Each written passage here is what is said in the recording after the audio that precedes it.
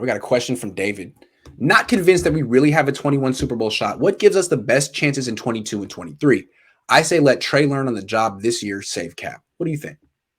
That is exactly, David. Yeah, I think that you have a great point. That goes back to what Grant and I were saying earlier. Yeah. I called it Oakland's money bar, basically rolling that cap space over. And as I said earlier, I don't think that year one rookie quarterback is going to be as good with playbook experience, literally just composure, as he will be in year two. Yeah. I think Russell Wilson is a really good landmark for us to answer this question, as Grant pointed out. How many quarterbacks have won the Super Bowl in their first year starting? Not rookie, first year starting. I know Brady did it. I don't know, to be honest with you. Did Warner do it? Kurt Warner did it. I think Kurt Warner did it. So it's been done. It's been done. At the end of his career, right? Yeah. Yeah, he was like 30 years old. It's been done, but I think, like to David's point, they would have a better chance winning the Super Bowl with Trey Lance next year if it wasn't his first year starting. If it was his second year starting.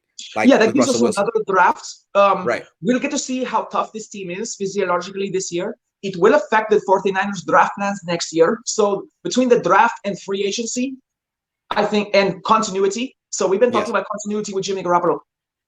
Would we have a 5% better chance to win this year with Jimmy Garoppolo? Maybe, but I don't think it's for certain. We don't even know if he can be durable. And so where's the continuity if he gets injured? We've seen what happens there. So while I think Jimmy Garoppolo's biggest argument has been continuity, he hasn't actually provided it. So how many more lost seasons are we going to wait before we pull the trigger? If there weren't a salary cap, I think you'd have to keep Jimmy. You'd have to. But there is a salary cap. And it went down this year.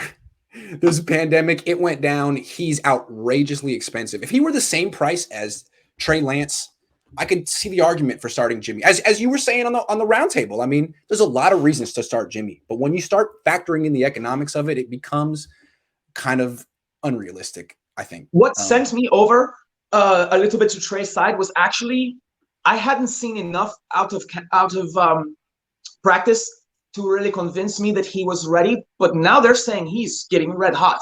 And it seems the narrative's changing, right?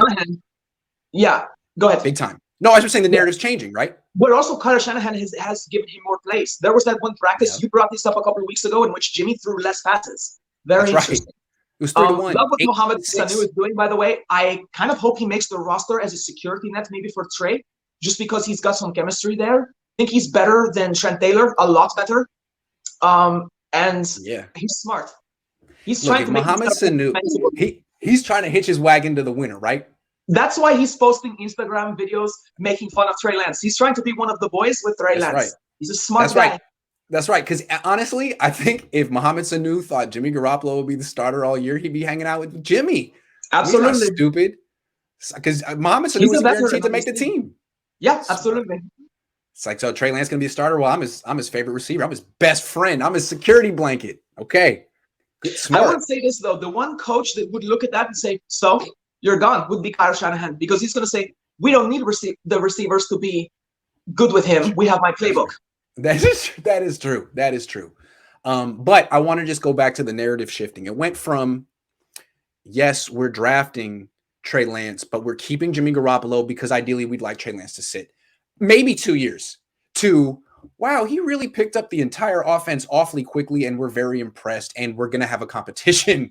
That's a huge shift. It seems to me if you're having an off-season training camp competition, the implication is that Jimmy could lose that before the season even starts, despite all the stuff he's done in the regular season in the past. Otherwise, why have a competition? Right. See, I agree with that, except that it's Kyle Shanahan having the competition. I think there's a chance he's just lighting a fire under his butt. Fair. He has a style of leadership that creates a predatory environment between players. He loves competition versus how to put this? You have to be careful how much you beat down your players publicly. You have to give them some support. Like McVay and Goff, like what happened there. Or Dante pump up their egos. You want them to have egos. Right? Because confidence is half the fight. Yeah. And especially for Jimmy Garoppolo, he needs a boost right now. he does need a little bit of it. He's a pretty stalwart guy. He's pretty good at managing his own emotions. That guy has been under more fire than I think any player I have seen in my career. And he continues to smile. And I don't think any of us should mistake that as narcissism. I think we should see that for what it is. And that's, he's rolling with the punches and knows he's not the guy. He knows he's not completely loved, but he's here to do his job. So I just think that, yeah, there's a narrative that there is a competition. There's obviously a competition, but I don't know, because it's Kyle Shanahan, if it's a serious one. Here's the way I look at it. Kyle Shanahan is always in his own world, right? He sees things the way he wants to see them, not the way they really are. And sometimes that matches up, sometimes it doesn't.